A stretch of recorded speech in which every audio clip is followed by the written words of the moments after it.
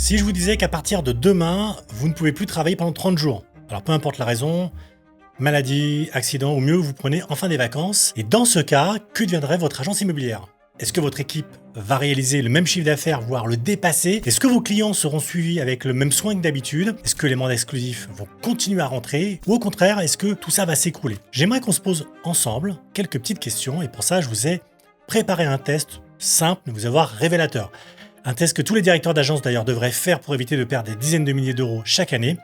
Et vous allez voir en fin de vidéo, vous aurez identifié clairement les faiblesses de votre agence et surtout, vous saurez exactement comment les corriger pour rendre votre business rentable, autonome et résilient. Je m'appelle Frédéric Epler, directeur d'une agence immobilière et fondateur de Facilogy. Et avec mon équipe, on a créé le programme d'accompagnement La Route du Succès, dans lequel on aide des directeurs d'agence et des entrepreneurs à attirer naturellement des clients, sans marketing intrusif et sans essayer en permanence de convaincre. Alors, il faut absolument que je vous dise une chose, les directeurs d'agence sont des chefs d'orchestre indispensables, on sait au bon fonctionnement de leur business. C'est le constat que j'ai fait personnellement, d'abord en tant que directeur d'agence moi-même, mais surtout au fil des centaines d'agences immobilières que j'ai accompagnées avec Facilogy. Selon mes calculs, je peux vous dire à peu près que dans 73% des cas, le directeur d'agence est indispensable pour faire battre le cœur de son enseigne et que s'il s'absente, eh bien ce cœur s'arrête. Et vous l'avez certainement constaté par vous-même, une journée d'absence, ça va ?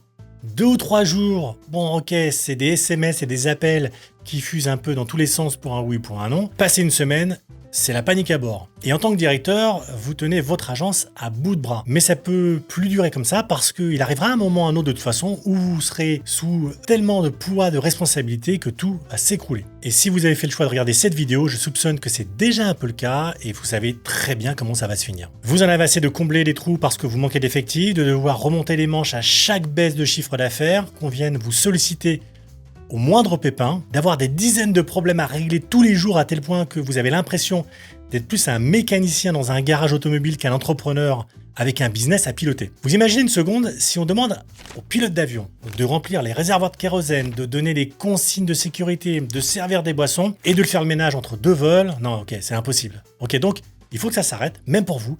Et je vais essayer d'éclaircir un peu de tout ça avec vous. Mais avant qu'on aille voir de l'autre côté, donc pour les solutions, on va faire un petit test ensemble.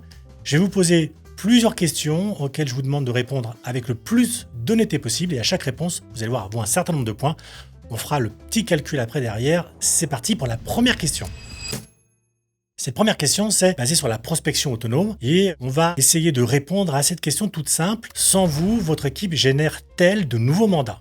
Faisons le test. Est-ce que vos conseillers travaillent régulièrement sur au moins 3 canaux pour capter des nouveaux prospects? Par exemple, terrain, pige, réseaux sociaux. C'est ce qui leur permet d'ailleurs de multiplier leurs chances de réussite en touchant un maximum de prospects. Si vous répondez oui, c'est 2 points. Non, 0 point. Donc vous pouvez faire comme ça, vous allez voir sur toutes les autres questions, c'est à peu près la même méthode. Deuxième question. Avez-vous mis en place un système de génération de leads automatisé? J'entends par là un système qui vous permet de capter des contacts, de les transformer en leads et de les suivre jusqu'à ce qu'ils soient suffisamment matures pour signer un mandat avec vous. Si c'est oui, c'est 3 points.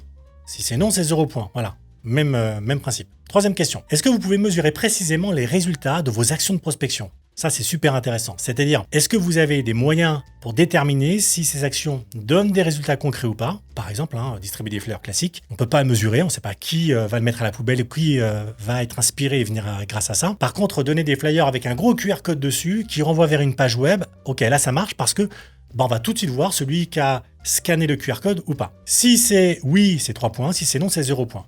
Ok, vous connaissez maintenant à comprendre la démarche. Et la dernière question de cette thématique, c'est la suivante. C'est est-ce que vous avez une méthode ou un process écrit, de manière à ce que justement votre équipe puisse s'y référer à tout moment, même quand vous n'êtes pas là. 2 points pour oui et 0 pour non. Ok, on fait le point sur les résultats. Donc si vous avez obtenu une note de 8 sur 10, vous faites preuve d'une excellente autonomie et votre agence peut rouler toute seule. Entre 5 et 7, vous avez une dépendance modérée, ça fonctionne à peu près. Si vous n'êtes pas là, mais attention quand même, puisque l'équipe est plus à l'aise quand vous vous trouvez dans les parages. Et puis si vous avez obtenu entre 0 et 4, là clairement il y a danger. Il n'y a rien qui peut se faire sans vous et ça c'est un gros souci. Bon, c'est bon, je pense que vous connaissez maintenant le principe. J'ai oublié d'ailleurs de vous préciser que vous pourrez, si vous êtes d'accord, mettre vos résultats en dessous dans les commentaires, histoire de partager avec d'autres ce que vous vivez tous les jours. Allez, on continue avec la deuxième thématique, qui est la négociation, les closing. Cette fois, donc là, on va s'intéresser à la négociation closing et au fait que, est-ce que votre équipe peut signer des mandats exclusifs sans vous? Autrement dit, est-ce qu'elle en a les moyens et est-ce qu'elle y arrive? Alors, autant vous dire d'ailleurs que 83% on va dire, des directeurs d'agence ont un taux de closing qui est 3 fois supérieur à celui de leurs équipes. Alors, j'ai 4 questions pour vous. La première, est-ce que vos conseillers peuvent compter sur une offre claire, pas une estimation gratuite, pas une offre, qui montre comment vous allez aider votre prospect. Ok? Pour vous donner un exemple, une offre claire, c'est quelque chose avec une promesse forte. Le prospect sait exactement ce qu'il va tirer de cet accompagnement. On ne parle pas encore une fois d'estimation gratuite, mais d'une offre par exemple comme voilà, comment acheter et vendre sans crédit relais en moins de 90 jours avec mon offre XYZ. Voilà ce que c'est à peu près une offre. Ok, si vous mettez oui, c'est 3 points, non 0. Deuxième question, est-ce que vos conseillers peuvent gérer seuls les 5 objections les plus courantes des prospects? Ces objections, vous les connaissez, on ne veut pas d'exclus, les honoraires sont trop élevés, par exemple votre estimation est trop basse, je n'aime pas les agents immobiliers, et qu'est-ce que vous allez faire de plus que moi si je vends tout seul? Bref, oui, 2 points, non, 0 points. Troisième question, est-ce que vous pouvez mesurer le taux de transformation rendez-vous mandat exclusif de vos collaborateurs? En gros, est-ce que vous avez des outils pour évaluer leur performance au moment du closing? Si c'est oui, c'est 3 points, non 0 points. Et quatrième question, vos conseillers peuvent-ils signer un mandat sans votre validation? Là, c'est surtout une affaire de confiance et de processus. Est-ce que vos collaborateurs ont toute l'attitude pour faire signer un mandat seul? Ou est-ce qu'ils doivent obligatoirement passer par vous? Oui, 2 points, non 0 points. Ok, la grille de résultats est la même, comme ça vous ne serez pas perdu. Entre 8 et 10, excellente autonomie. Entre 5 et 7, dépendance modérée. Entre 0 et 4 points, danger. Et ce qui nous amène à la troisième thématique. C'est la gestion des clients LCAV. Là, on va rentrer dans une dimension un peu, on va dire, négligée. C'est celle un peu de la satisfaction client. En votre absence, aujourd'hui, est-ce que vos clients restent satisfaits? En gros, est-ce qu'ils sont contents uniquement parce que vous prenez soin d'eux le jour J ou est-ce qu'ils sont satisfaits de votre agence en règle générale? J'ai 4 questions pour vous là-dessus. La première, c'est avez-vous un CRM ou un logiciel de transaction partagé que toute l'équipe utilise quotidiennement? Alors, un CRM, c'est une solution pour gérer à la fois vos clients, vos prospects, mais aussi des contacts annexes. Par exemple, des prescripteurs, des banquiers. C'est pas juste pour gérer des vendeurs et des acquéreurs, qu'on soit bien d'accord. Ou à défaut, un logiciel de transaction, qui, voilà, lui, ne traite généralement que la partie vendeur et acquéreur. Mais voilà, en gros, un outil que vous allez pouvoir utiliser de façon globale et de façon partagée. Ok. Si c'est, si vous avez cet outil, c'est entre 1 ou 2 points. Voilà. Et si vous avez juste un logiciel de transaction, c'est 1 point. Donc CRM 2 points, logiciel de transaction 1 point. Deuxième question, est-ce qu'il existe dans votre agence une personne référente désignée pour chaque dossier client? En pratique, est-ce que chaque client peut compter sur un interlocuteur de référence qui ne change jamais, bien sûr sauf si situation extraordinaire, ou est-ce que c'est du genre, c'est le premier qui répond au téléphone, c'est lui qui gère? Oui égale 2 points, non 0. Troisième question, vos équipes peuvent-elles répondre aux urgences clients sans votre aide? Si une situation particulière apparaît, est-ce que vos conseillers ont les moyens de se débrouiller seuls ou est-ce qu'ils doivent forcément passer par vous? C'est à la fois une question d'autonomie, est-ce qu'ils savent le faire? Est-ce une affaire de processus ou est-ce que vous les obligez à venir vous voir d'abord? Oui, 3 points. Non, 0 points. Quatrième question. Avez-vous un process de suivi client écrit et appliqué? Un process d'ailleurs auquel vos conseillers peuvent se référer pour avoir systématiquement à vous solliciter à chaque étape. Au moindre pépin, oui, 2, non, 0 points. Je vous rappelle encore une fois la grille. Entre 8 et 10, excellente autonomie. 5 et 7, dépendance modérée. Entre 0 et 4, danger. Quatrième et avant-dernière question, puisqu'il y en a 5 en tout, le pilotage et la prise de décision. Là, c'est ce qu'on cherche à évaluer ici, c'est le degré d'autonomie de vos conseillers. En substance, votre équipe peut-elle prendre des décisions sans vous? Là, j'ai 4 questions pour vous. La première, avez-vous mis en place un process pour signer, par exemple, à distance ou pour passer par une personne déléguée? Ce qui revient à demander, est-ce que vos clients peuvent signer un mandat dans à peu près n'importe quelle circonstance que vous soyez là ou pas? Oui, 3 points, non, 0 points. Deuxième question, vos équipes connaissent-elles leurs objectifs? Est-ce qu'elles connaissent précisément les chiffres d'affaires à atteindre et les moyens à leur disposition pour y parvenir? Ou est-ce que vous êtes du genre, laissez faire, oui bon, si vous ramenez entre 2 et 50 mandats, c'est cool. Ok, oui, 2 points, non 0 points. Troisième question, est-ce que vos conseillers ont accès à un tableau de bord qu'ils consultent régulièrement en fait? Il y a 2 questions en une, on va dire, est-ce que vous avez mis en place un dashboard avec des indicateurs de performance? Et est-ce que votre équipe l'utilise réellement? Pour avoir les 3 points, il faut répondre oui aux 2 questions. Donc si vous répondez oui aux 2 questions, c'est 3 points, sinon c'est 0. Quatrième question, existe-t-il un process écrit de prise de décision en votre absence, comme un guide de survie auquel les conseillers peuvent se référer sans vous appeler toutes les 5 minutes? Oui, 2 points, non 0 points. Les résultats, entre 8 et 10, excellente autonomie, 5 et 7, dépendance modérée, et entre 0 et 4, danger.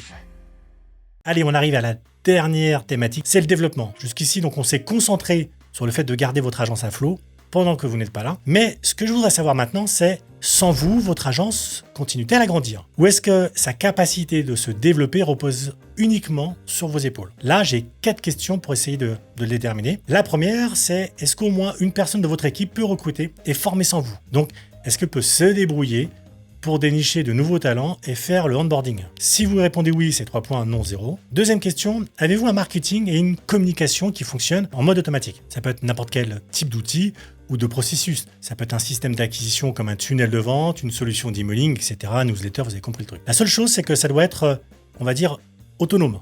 C'est-à-dire que c'est quelque chose qui doit fonctionner automatiquement sans mettre les mains toutes les 5 minutes dessus. Oui, 2 points, non 0 points. Troisième question, existe-t-il une stratégie de développement écrite et connue de tous? Là encore, je veux parler d'un document de référence que n'importe quel conseiller peut consulter pour trouver des réponses à ces questions et avancer seul. Oui égale 3 points, non 0 points. Quatrième question, vos partenaires, comme je sais pas moi, les notaires, les banques, travaillent-ils directement avec vos équipes? Et pour ça, évidemment, il faut avoir mis en place, on va dire, un système de relations entre vos conseillers et vos partenaires les plus importants pour que la collaboration se fasse indépendamment de votre présence ou de votre aval. Oui 2 points, non 0 points. Même chose, 8 et 10, excellente autonomie, entre 5 et 7, dépendance modérée, et entre 0 et 4, danger.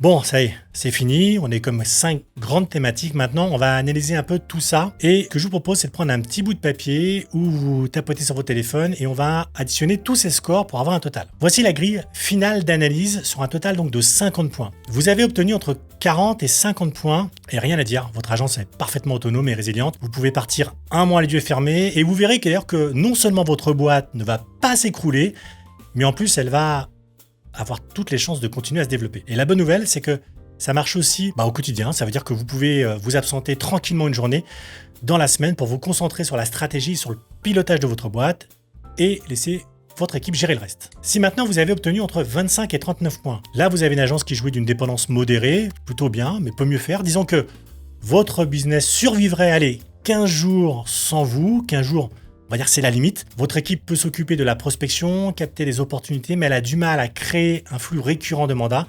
Et surtout, elle ne sait pas comment développer l'agence sans votre pilotage. Disons que vous allez dans la bonne direction, mais qu'il y a encore pas mal d'efforts à fournir. Et on va parler maintenant de ceux qui ont entre 10 et 24 points. Là, vous avez une agence qui est en situation de dépendance critique. Une semaine, c'est le délai max, avant qu'elle s'effondre, entre guillemets, si vous êtes absent. Et vous avez une équipe qui est, on va dire, motivée, rien à dire dessus, mais qui ne peut rien faire, qui ne peut rien gérer sans votre présence. Et là, ça devient un peu compliqué. D'ailleurs, si vous avez obtenu ce score, je suis prêt à parier que vous ne prenez pas beaucoup de vacances et quand vous le faites, c'est toujours avec ce sentiment de culpabilité de se dire qu'est-ce qui va se passer en mon absence ou alors la sécurité, ça serait je ferme l'agence. Okay ? Si vous avez obtenu entre 0 et 9 points, là, vous avez une agence en situation de dépendance totale. Autant dire que même si vous partez acheter un croissant, il y a un sérieux risque d'effondrement. Bien sûr, j'exagère. Vous passez la porte et là, tout s'arrête. Vous êtes en arrêt maladie et l'agence ferme ses portes. Là, vous êtes vraiment dans un cas typique d'un directeur d'agence qui bosse 12 heures par jour, qui génère 75% des mandats de l'agence et qui prend toutes les décisions. Oui, depuis de la couleur du stylo à la commande des enveloppes, aux grandes orientations stratégiques, en passant par la marque des tapis et la souris. Bref, ok, je sais ce que vous dites. Vous êtes dans la zone de dépendance critique au total, mais bon, c'est rare quand même. Eh bien non, pas du tout. 67% des directeurs d'agence sont concernés. 2 agents immobiliers sur 3 ne peuvent pas laisser leur business plus de quelques jours sans subir des conséquences catastrophiques. Alors, tout ça, c'est bien joli, mais comment on se sort de cette situation? Pour finir cette vidéo sur une note positive, je vais vous proposer 3 actions prioritaires à mettre en place pour gagner en autonomie dans votre agence. La première action, c'est d'établir des process écrits. Voilà, tous les process qui permettent à votre agence de fonctionner doivent être disponibles à l'écrit quelque part pour que votre équipe puisse les consulter et les utiliser. Alors, l'idée, c'est pas de faire un truc compliqué. Il vous suffit de documenter vos 5 activités critiques et gardez à l'esprit qu'un process qui n'a pas de trace écrite risque de disparaître avec vous. En plus, aujourd'hui, avec l'IA, c'est super simple. Un document peut être sorti en moins d'1 heure. Formez un bras droit. S'il y a bien une leçon à retenir de ce test, c'est que vous ne pouvez plus faire tout seul. Vous avez besoin d'une personne de confiance à vos côtés pour lui déléguer un maximum de choses. Alors, identifiez votre collaborateur le plus prometteur et formez-le pour qu'il gagne 80% de vos compétences. Et vous verrez que la vie deviendra beaucoup plus facile. Troisième conseil, automatisez vos process. Enfin, automatisez un maximum de choses pour que tous ces processus critiques de votre agence se fassent de façon automatique et fonctionnent même pendant que vous n'êtes pas là. Même pendant que personne n'est là d'ailleurs. Et vous allez voir que le CRM, les actions marketing, le reporting, tout ce qui peut fonctionner seul doit être automatisé. Et pas seulement pour gagner du temps. Vous allez voir que l'automatisation, c'est aussi le moyen pour optimiser vos processus et rentrer plus de mandats. Voilà, si je vous ai proposé ce test, c'est pour vous révéler une vérité essentielle. La plupart des agents immobiliers ne sont pas des entrepreneurs, mais des commerciaux plus. Et je dis pas ça de façon négative, parce qu'honnêtement, je me place dans le lot. Ce que je veux dire par là, c'est que vous n'êtes pas des directeurs d'agence, vous êtes ce qu'on appelle des conseillers orchestres. Quelqu'un qui doit tout faire, tout le temps, et sans lequel, on va dire, tout s'écroule. Le truc, c'est que une vraie entreprise, c'est pas ça. Une vraie entreprise, c'est un mécanisme complexe et autonome qui peut fonctionner sans son dirigeant. Et ça doit fonctionner sans son dirigeant. Votre job, c'est pas d'aller chercher des mandats, c'est de mettre en place tous les processus qui vont faciliter le travail de vos conseillers, générer du chiffre d'affaires et faire grandir votre business. Si vous voulez savoir comment changer les choses et rendre votre agence autonome, je vous invite à découvrir ma méthode magnétique en 4 étapes. Je vous mets le lien juste en dessous de cette vidéo. Et puis moi, je vous dis à très vite.